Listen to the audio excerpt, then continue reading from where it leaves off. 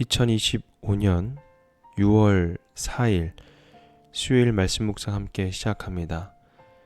오늘 말씀은 역대상 5장 1절에서 6장 81절까지에 있는 말씀입니다. 5장 전체와 6장 전체를 함께 말씀을 묵상합니다. 오늘 말씀 주제는 이스라엘 흥망의 열쇠라는 주제로 함께 말씀을 묵상합니다.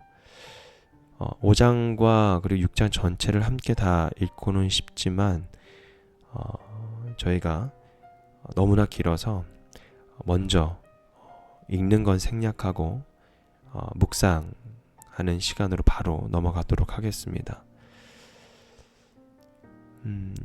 오늘 이 역대상 5장과 6장에 있는 말씀은 불순종의 결과와 또 하나님의 도우심과 그리고 하나님의 기업으로 삼는 삶에 대해서 우리에게 보여주고 있습니다. 사람은 쉽게 잊고 그리고 실수를 반복하면서 책임을 회피하게 됩니다. 그러나 하나님은 결코 그것을 잊지 않으신다는 것입니다. 역대상 5장과 6장은 족보의 형식을 통해서 하나님께서 한 사람, 한 지파도 놓치지 않으시고 기억하신다라는 사실을 우리에게 알려주고 있습니다. 이 족보 속에서는 단지 이름만이 있는 것이 아니라 승리와 실패, 그리고 순종과 불순종, 그리고 축복과 징계의 기록이 고스란히 담겨져 있습니다. 그래서 오늘 말씀 묵상 가운데 이 4가지 질문을 한번 던져보고 싶습니다. 나는 불순종의 길에 서 있지는 않은가? 나는 하나님의 도우심을 얼마나 의지하고 있는가? 나는 예배자로서 하나님 앞에 기억되는 삶을 살아가고 있는가? 나는 하나님을 내 삶의 기업으로 삼고 있는가?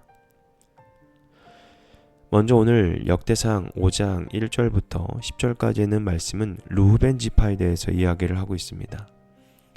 이 르우벤은 야곱의 장자였죠. 그러나 이 르우벤은 부끄러운 죄로 장자의 명분을 잃어버리게 됩니다. 오늘 1절 말씀 보면 르우벤은 맏아들이었지만 그의 아버지의 잠자리를 더럽혔으므로 그의 맏아들의 권리가 이스라엘의 아들인 요셉의 아들들에게 넘어갔고 족보의 맏아들로 오르지 못하였다. 아멘. 왕권은 유다에게 갔고요. 그리고 장자의 권리는 요셉에게 넘어가게 됩니다. 하나님은 권위에 대한 불경을 그냥 넘어가지 않습니다. 르우벤은 죄를 그 가문 전체에게 영향을 주게 되고요. 족장은 결국 아수르에게 사로잡히게 됩니다.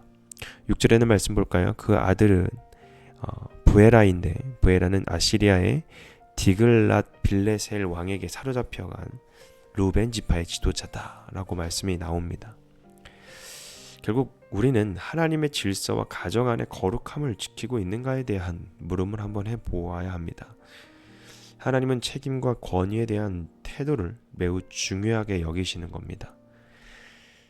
그래서 우리가 늘 하나님 앞에 기도하며 나아가야 되는 것이 바로 내게 맡긴 책임을 가볍게 여기지 않고 정말 거룩함 가운데에 하나님 앞에 감당할 수 있는 그런 믿음과 또 실천할 수 있는 힘과 지혜와 능력을 달라고 우리가 하나님께 늘 기도로 나아가야 되는 것입니다. 불순종의 대가는 정말 만만치가 않습니다. 그리고 갓 지파와 므낫세 지파는 하나님의 도우심을 참 많이 느꼈던 지파들입니다. 그리고 그 후에 타락도 같이 오게 되죠. 요단 동편에 거한 이 갓과 므낫세 반지파는 전쟁의 최전선에서 늘 있었습니다. 이들은 하갈 사람과 싸울 때에도 늘 하나님께 부르짖었고 그 기도로 인하여서 놀라운 승리를 경험하게 됩니다. 오늘 본문 5장 20절에는 말씀을 보면 하나님께서 도우셔서 하갈 사람과 이들의 모든 동맹군을 그들의 손에 넘겨주셨는데 이것은 그들이 싸울 때에 하나님을 믿고 그에게 부르짖었으므로 하나님이 그들의 부르짖음을 들어주셨기 때문이다. 아멘. 하나님을 믿고 그에게 부르짖었으므로 하나님은 그들의 부르짖음을 들어주셨다라는 겁니다.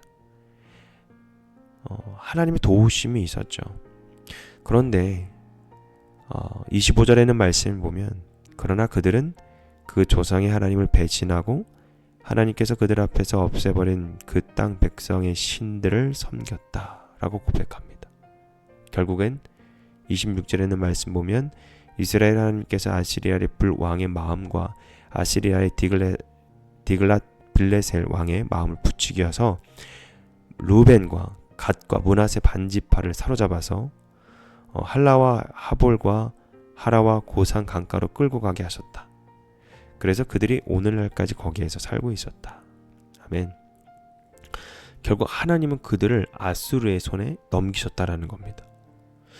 여러분, 우리가 여기에서 이 본문에서 우리가 느껴야 되는 것은 무엇이냐면, 묵상해야 될 것이 무엇이냐면, 나는 고난할 때에는 참 많이 기도하지만 마음이 평안할 때는 하나님을 더 부르짖는가, 아니면 혹시 하나님을 잊고 살지는 않은가.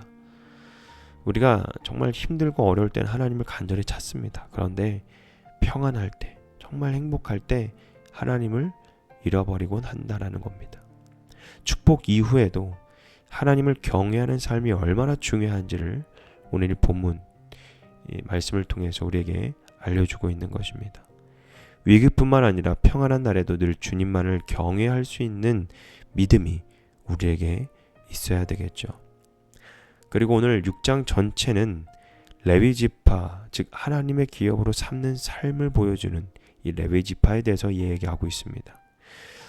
레위는 12지파 중 유일하게 땅을 상속받지 않은 지파였습니다.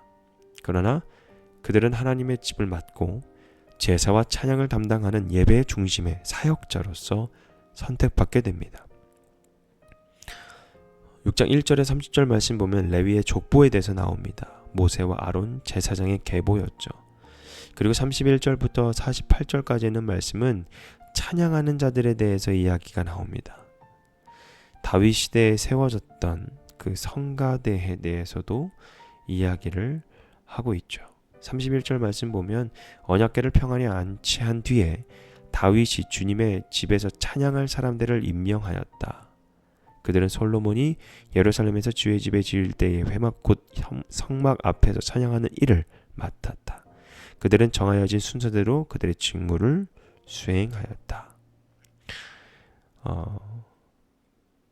쭉 이 다윗 시대에 세워졌던 이 하나님을 찬양하는 예배자들의 이 사역을 알려주고 있습니다.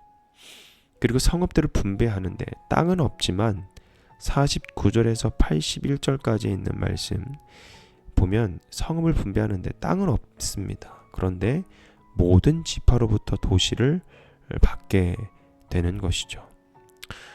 하나님의 시선은 정말 이 레위에게 땅 대신 자신을 기업으로 주셨다라는 것이죠. 민수기 18장 2절 말씀 보면 나는 너의 기업이니라 라고 말씀을 하십니다. 나는 정말 세상의 기업이 아니라 하나님을 내 삶의 중심이자 상속으로 삼고 있는지, 그리고 내가 드리는 예배와 찬양은 형식이 아니라 삶의 중심 가운데에 온전히 하나님을 찬양하고 있는지, 우리는 늘 하나님 앞에 그 예배자의 모습으로 살아가야 되는 것입니다. 주님, 정말 세상의 것으로 채워지지 않게 하시고 오직 주님 한 분으로만 만족하게 하여 주옵소서. 우리가 이 기도가 늘 우리들의 삶 속에서 중심을 잃어버리지 않는 기도의 제목들이 되기를 주님의 이름으로 부탁드리겠습니다. 오늘 말씀을 통해서 하나님은 늘 우리에게 기억되시는, 그러니까 하나님은 우리를 기억하시는 분이시고 공급하시는 분이라는 사실을 우리는 잊지 말아야 됩니다. 루벤 지파는 불순종으로 인해 명분을 잃었습니다. 그리고 갓 지파와 므낫세 지파, 반 지파는 기도로 승리하였지만 불경건으로 다시 또 몰락하게 됩니다. 레위 지파는 하나님을 기업으로 삼아서 모든 지파 안에서 예배의 중심이 되었습니다. 이제 우리는 어떤 지파의 삶을 따라야 됩니까? 하나님의 질서를 거스리며 명분을 잃을 것인지, 위기 때만 기도하고 평안할 때는 잊을 것인지, 아니면 온전히 예배자로 살아갈 수 있는, 즉 하나님의 기업으로 하나님을 기업으로 삼을 것인지, 우리가 하나님 앞에 어떤 모습으로 나아가는지 주님은 결코 잊어버리지 않으시고 우리의 모든 삶의 결정과 선택을 늘 기억하시고 늘 우리와 함께 하신다는 사실을 여러분 우리는 잊지 말아야 합니다. 하나님을 기업으로 삼는 자를 반드시 주님은 책임지신다라는 사실을 여러분 우리는 굳게 믿어야 되겠죠. 그래서 우리가 이렇게 기도했으면 좋겠습니다. 주님, 루벤처럼 불순종으로 명분을 잃지 않게 하여 주시고 므낫세처럼 일시적으로 기도에만 머물지 않게 하시고 레위처럼 하나님의 기업을 삼고 예배자로 살아가게 하옵소서. 우리들의 삶 전체가 하나님의 손에 있음을 우리가 믿고 나아갑니다. 주님만이 나의 기업이 되어주심을 믿고 나아가오니 오늘도 주님만 예배하게 하옵소서. 우리가 이렇게 기도하면서 오늘 하루도 승리해 나가기를 주님의 이름으로 부탁드리겠습니다. 말씀 묵상 마치겠습니다.